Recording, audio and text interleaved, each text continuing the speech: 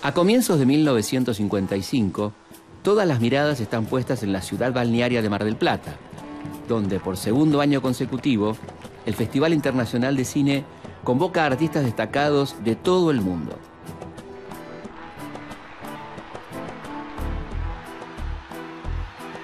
Un River Plate imparable se consagra campeón argentino. Juan Manuel Fangio es ya el indiscutido rey de las pistas con sus 3 campeonatos mundiales. Y arriba y abajo del ring, Pascualito Pérez y el Mono Gatica le dedican sus triunfos al presidente Juan Domingo Perón.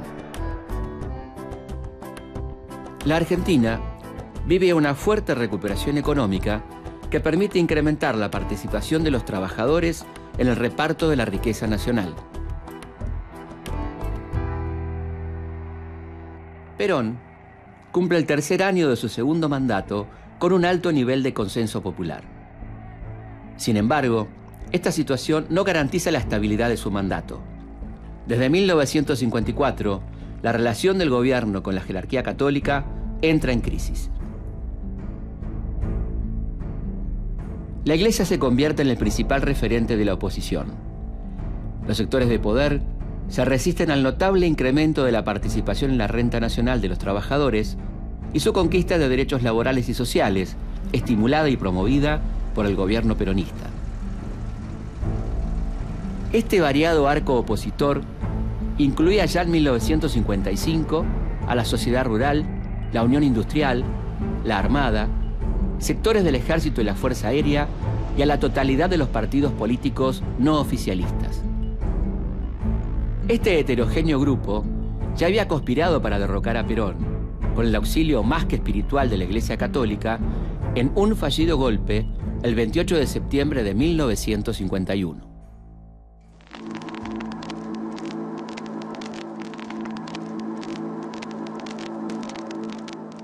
El año 55 aparece como el momento de mayor visibilización de una debilidad del peronismo, un desgaste del peronismo, ya son 10 años casi de gobierno.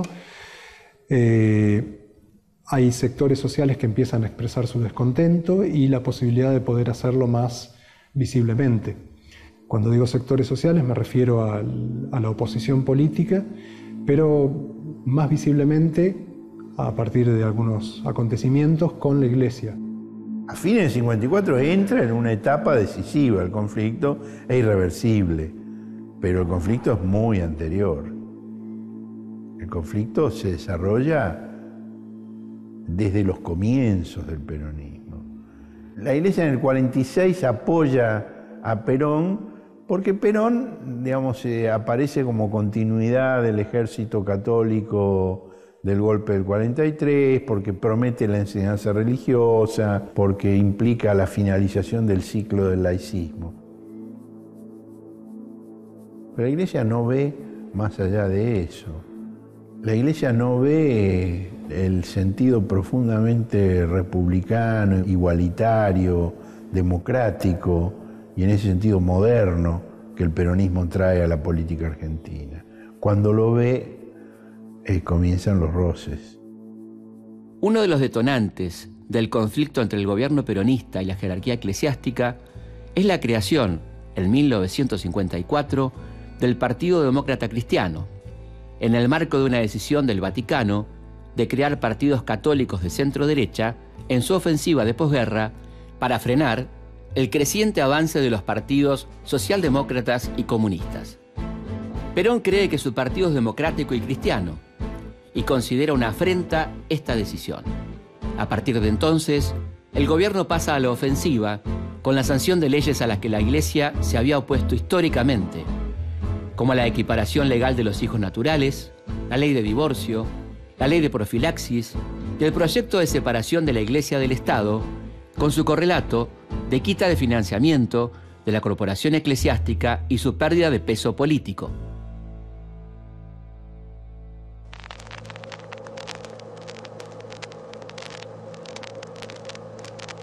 Perón, por supuesto, estaba fastidiado, porque el Partido Demócrata Cristiano tenía la función en Europa de expresar los valores de la Iglesia en la confrontación con los partidos comunistas fortalecidos en la posguerra.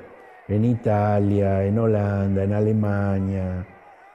En la Argentina, digamos, Perón decía, pero bueno, el partido que representa estos valores en Argentina somos nosotros, que vienen a fastidiar con esto. El 9 de junio de 1955, los golpistas hacen la primera manifestación pública en ocasión de la procesión de Corpus Christi, oficiada por el vicario Manuel Tato y el sacerdote Ramón Novoa. Ateos confesos marchan con banderas argentinas junto a los curas y la convocatoria es masiva. La movilización que se dio en torno a Corpus Christi, a esta fecha religiosa, tuvo un carácter eminentemente político, una movilización inédita para pensar en un acto puramente religioso. Fue como un momento de tensión por el hecho de que se festejara uno otro día, por el hecho de que eso se hiciera al interior de un templo religioso, de la catedral, o se hiciera en las calles.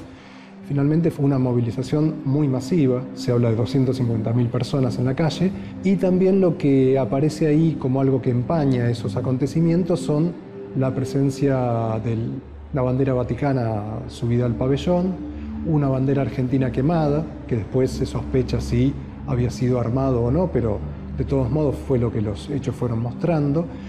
Y entonces la tensión con la Iglesia aparece cada vez más crispada, con la Iglesia y con los sectores políticos que la apoyaban como vehículo de un descontento social, ¿no? En esa marcha aparecían grupos políticos de distintos signos, radicales, comunistas. Es una expresión rara donde el liberalismo se hace religioso para poder expresarse, solo que en este caso enmascarado bajo la presencia religiosa. Bueno, este descontento que se viene dando de Corpus Christi en adelante se hace visible en las calles. Hay una menor posibilidad de movilizar por parte del peronismo. Por entonces había llegado al país Pascual Pérez, el campeón de box, y se había pensado en excusar ese recibimiento para hacer un acto político, y se ve que no hay tanta presencia masiva o no hay tanta posibilidad de convocatoria. Entonces se viene hablando de que algo va a pasar.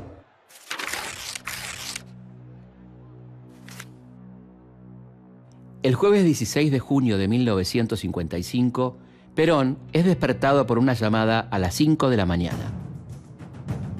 Es el ministro de Guerra, Franklin Lucero, que le solicita una reunión inmediata en la Casa Rosada por graves motivos que debe comentarle personalmente.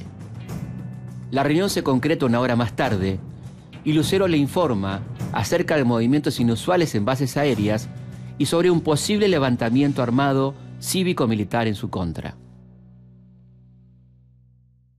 Lucero pasa toda la noche del 15 al 16, contactando a las distintas unidades del interior del país, y tiene una idea, al amanecer del día 16 tiene una idea clara de con qué contaba. Y para ese entonces sabía que había movimientos extraños en la Armada, sabía que había habido movimientos en Punta de Indio y que había movimientos extraños en la ESMA y en la Secretaría de Marina. La Iglesia es incluso el organizador práctico de la conspiración. Las horas sacras que se realizan en las iglesias desde comienzo de 1955 son lugares de encuentro de los militares conspiradores. Los militares conspiradores se encuentran en los templos, los comandos civiles los organiza la Iglesia, en los templos y en los colegios religiosos se hace acopio de armas. Toda la organización de la campaña de acción psicológica, de prensa clandestina, todos los panfletos que circulan en esos meses están organizados por la Iglesia, los mimeógrafos se guardan debajo de los altares. Hay una participación muy directa y activa en organizar la conspiración. A las 8 de la mañana, el presidente Perón recibe al embajador de los Estados Unidos, Arvel Naffer. Pero a las 9, ante la insistencia del ministro Franklin Lucero, el presidente Perón abandona la Casa Rosada y se dirige al Ministerio de Guerra, ubicado a pocos metros. Allí se le informa que el desfile aéreo, previsto en desagravio a la bandera nacional, podría convertirse en un ataque con bombas sobre la Casa de Gobierno y sus alrededores, y que los sublevados pretenden atentar contra su vida. Por la mañana a Perón le avisan que lo que hay es una revuelta militar, le piden que abandone la Casa de Gobierno. Hay una cantidad de reuniones que Perón tiene durante la mañana, una de ellas es incluso con el embajador de los Estados Unidos para recibir unos obsequios del presidente, y en determinado momento Perón desaparece para estar a mayor resguardo porque los acontecimientos van increyendo. A las 12:30 de un día nublado y frío, en la Plaza de Mayo, además de los habituales transeúntes apurados, hay algunas familias que se disponen a presenciar el desfile aéreo. 10 minutos después, el supuesto desfile adquiere un inusitado realismo cuando desde aquellos aviones que habían partido de la base aeronaval de Punta Indio comienzan a arrojarse las primeras bombas sobre la Plaza de Mayo y la Casa Rosada. Los aparatos aéreos llevan pintadas en sus colas una B corta y una cruz, el símbolo de Cristo vence. En medio de la desesperación de la gente, que trata de guarecerse como puede, una bomba de 100 kilos impacta sobre la Casa Rosada y otra alcanza un colectivo repleto de pasajeros. Desde su refugio en el Ministerio de Guerra, Perón puede escuchar el sonido de los aviones comandados por el almirante Samuel Toranzo Calderón.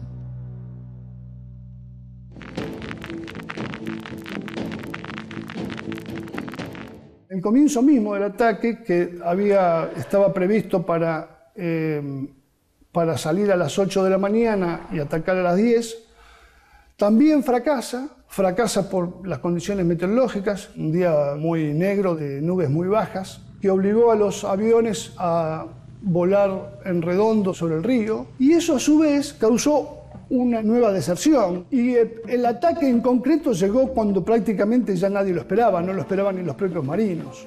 A las 12:40 del mediodía, Perón estaba en ese lugar, el piso donde estaba quedó desmantelado por las ondas expansivas, ¿no? Se rompieron todos los vidrios y fue conducido al sótano por el capitán Filipó.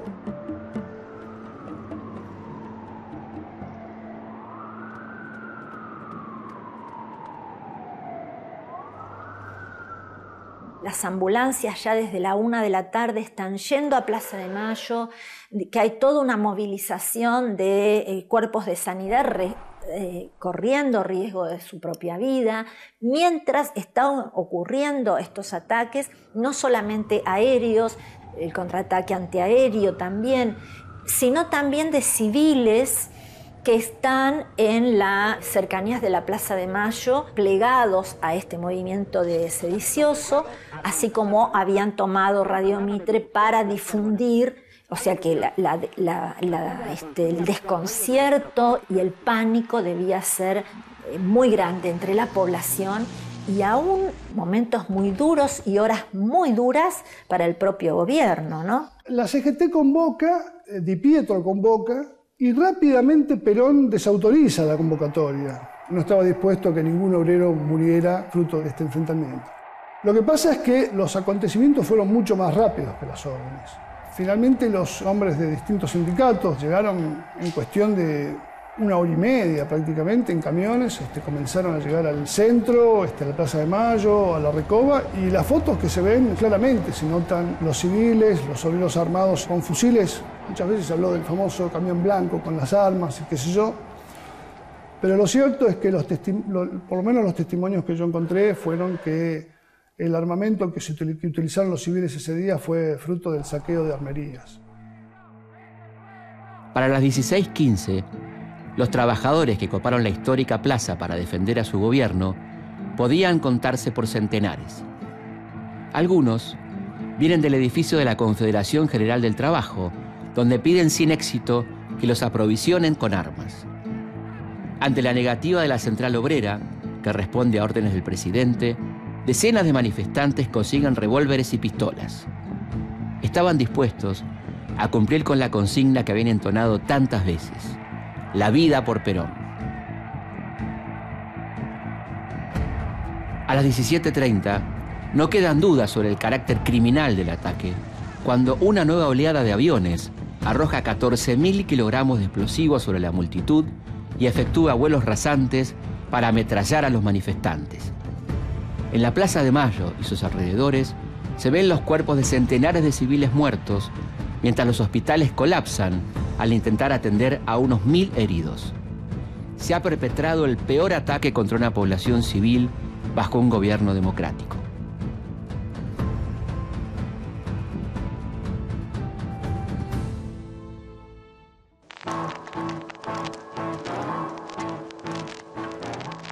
Normalmente se piensa que el bombardeo fue un único evento, y no fue un único evento. La llegada y primer bombardeo, digamos, directamente desde el río, un regreso a Ezeiza, donde el aeropuerto ya había sido tomado previamente.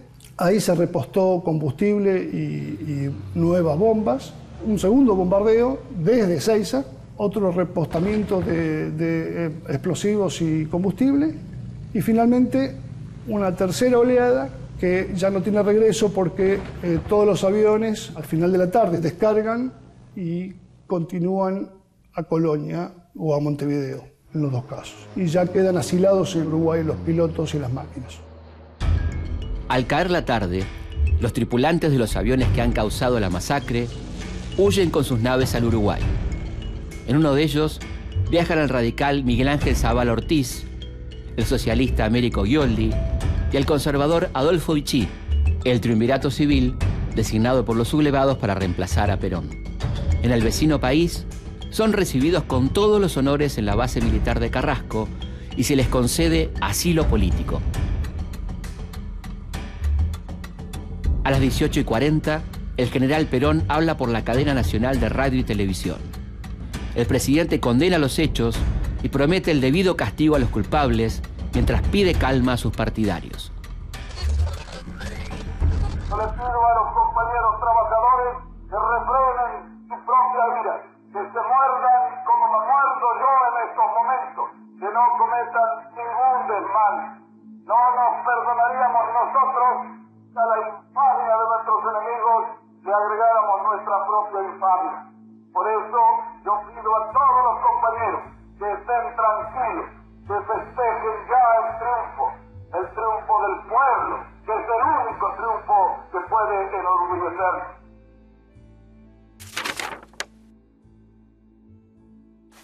Pero hay una figura que merece ser tenida en cuenta en todo este proceso y es el ministro de Marina Olivieri.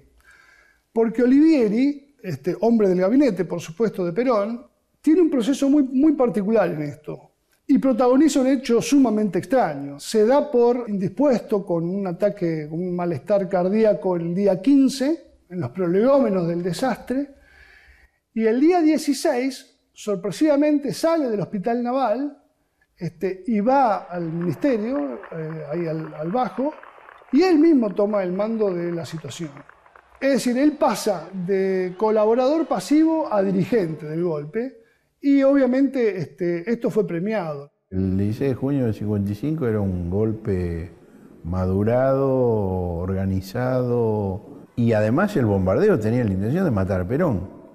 Digamos, el objetivo era el magnicidio, dicho claramente por sus autores, que lo han dicho no previamente, lo han dicho a posteriori como justificación. Han dicho, bueno, nosotros no queríamos matar a 300 personas en la Plaza de Mayo, nosotros queríamos matar al tirano. A las 20:30 en Buenos Aires, grupos de peronistas atacan y queman los templos de San Francisco, San Nicolás de Bari, San Miguel Arcángel, La Piedad, La Merced, San Ignacio y parte de la curia metropolitana.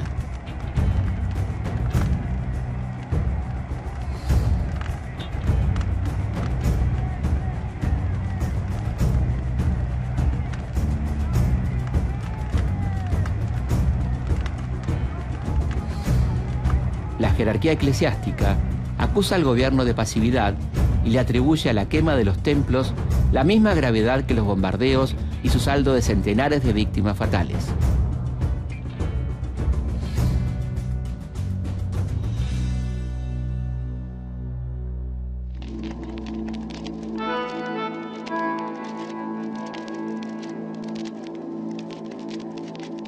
Está fuera de toda duda que es una respuesta del gobierno de Perón al bombardeo de la mañana. Digamos, por la tarde la respuesta es el incendio de los templos.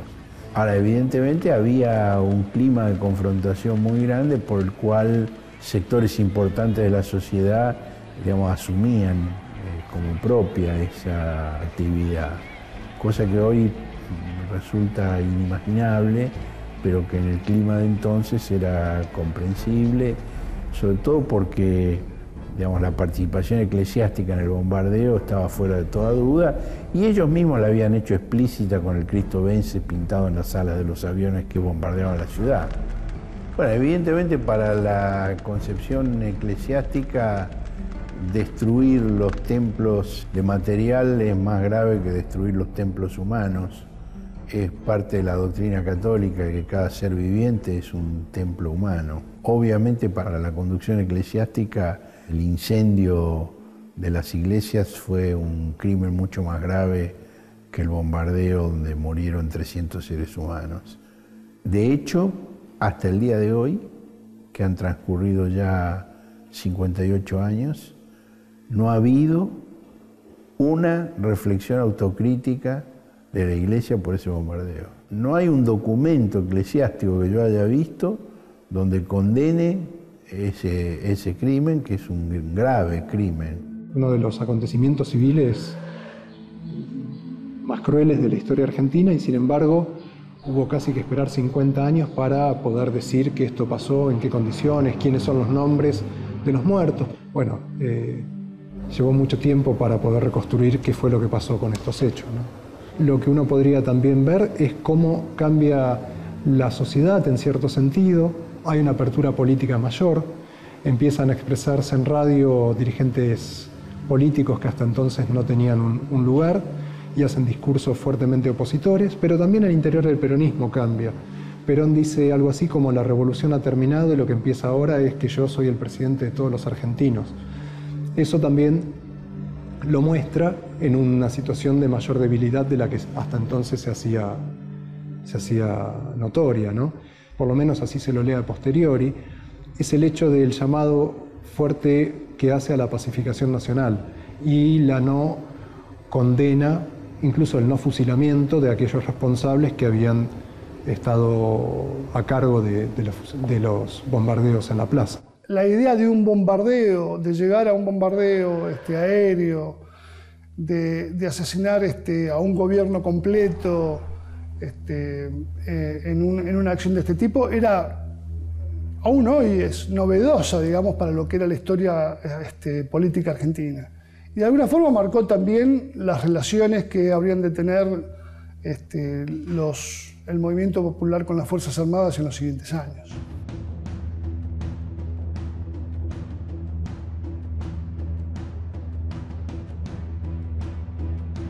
Tras el intento de golpe de Estado del 16 de junio, el presidente Juan Domingo Perón, consciente de la gravedad de la situación, ordena sanciones contra los militares y civiles directamente implicados en el intento golpista, no tan duras como las que tomarán poco después sus enemigos. Al mismo tiempo, promueve el diálogo, abriendo los medios de comunicación a los principales referentes opositores. Pero la jerarquía católica rechaza el acercamiento y alienta el golpe contra Perón. El frente opositor se fortalece con el apoyo incondicional de la Iglesia y los sectores de poder. Importantes grupos de la oficialidad de las Tres Armas le retiran su aval al gobierno tras los ataques a los templos católicos, sumándose a la estrategia golpista. El 16 de septiembre de 1955 lanzarán su ofensiva final, la llamada Revolución Libertadora.